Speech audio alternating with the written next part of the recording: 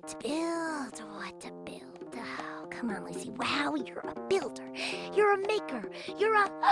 I got it! Tool call. Hammer. Hammer.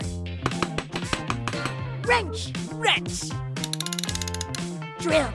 Drill. Great job, Kapow. Great job, Kapow. Oh, no, wait, that's me. Great job, Lucy Wow. Oh, brother. Now all we have to do is turn this thing on.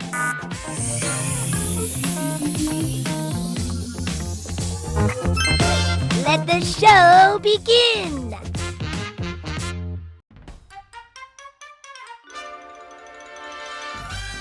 Oh, hi there! It's me, Kapow, the mechanical pygmy goat, beaming into your ears all the way from Pflugerville. You might know me as Lucy Wow's sidekick, or you might know me as the creator of the Toe-Nailer. Wait, you've never heard of the Toe-Nailer? Ah, it's like a toe ring, but rather than making your toe look pretty, it turns your toe into a hammer or nailer. Imagine hammering nails not just with your hands, but with all 10 toes at the same time. Talk about productivity. But did you know that I'm not just an inventor of tools? I was invented, and I am a tool. That's right. Lucy Wow invented me and made all of my parts out of tools so that she could be even more productive. The thing is, though, an invention doesn't have to be practical and efficient like the Toe-Nailer. An invention can be just silly and fun, like today's invention. The hula hoop. Now, you might have seen hula hoopers doing their thing on TikTok or YouTube, but the hula hoop is actually an ancient invention. How ancient? Well, over 3,000 years ago, the ancient Greeks often used hooping as a form of exercise. So, that's pretty old. Now, older hoops were made from all sorts of stuff. For example, there are records of ancient hoops made from metal, bamboo, wood, grasses, and even vines. In the North American continent, Inuit children used hoops to learn harpooning skills. They would roll a hoop and then attempt to throw a pole through it. This fun form of target practice helped teach accuracy for many First Nation and Native American people. Homemade hoops started showing up in the English households in the 14th century and were used by all ages. Hooping became a craze that swept the country until British doctors started blaming the use of hoops for everything from back pain to heart attacks. That's right, the hula hoop was considered a bad habit, just like eating socks is today. Ridiculous! Fortunately, the hoop survived. 300 years later, when British sailors first visited the Hawaiian Islands and saw the traditional hula dance, they thought it used similar hip movements as hoopers. And so, the name hula hoop was born. In the early 20th century, a modern version of the hula hoop was made of bamboo and used by Australian school children as exercise equipment.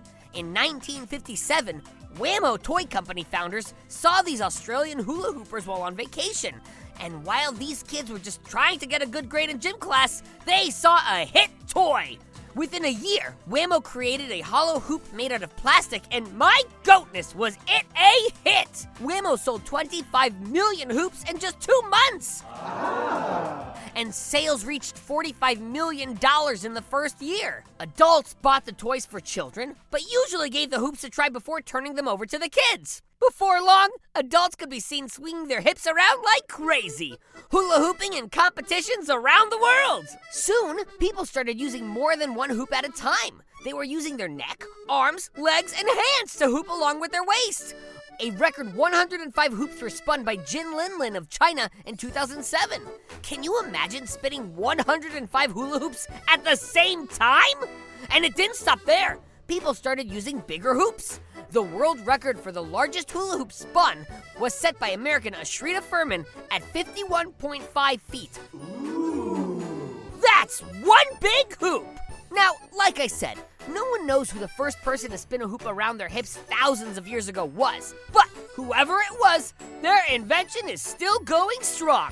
Videos of hula hooping regularly go viral, and in 2021, when a new hula hooping craze began, the toy became so popular that they sold out everywhere. Who knows? Maybe in another 1,000 years, people of the future will still be swinging their toes, hammering nails with my invention, the Toe-Nailer.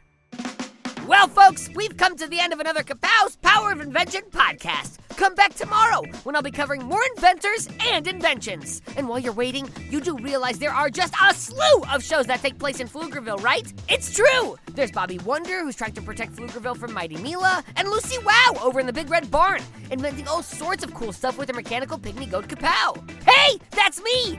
Lucy goes big, and then she goes bigger. Oh, and if you like strange and spooky stories, check out R.L. Stein's Story Club. That's a real winner. I'm in the club, so I get to hear all the stories. And you can too. Keep on the lights, folks. Just search for Bobby Wonder, Lucy Wow, or R.L. Stein's Story Club, wherever you get your podcasts, and you'll find your way. I get a lot of excitement as Lucy Wow's sidekick. Sometimes it overwhelms me and I just, faint. Well, today I got the most exciting news and easy Kapow, deep breaths, don't faint. I'm on a t-shirt and a hoodie and a sticker and I'm so famous! The most famous mechanical pygmy goat to ever live! Go to GoKidGo.com and check me out! Lucy Wow merchandise is now available and you know you need more Kapow in your life!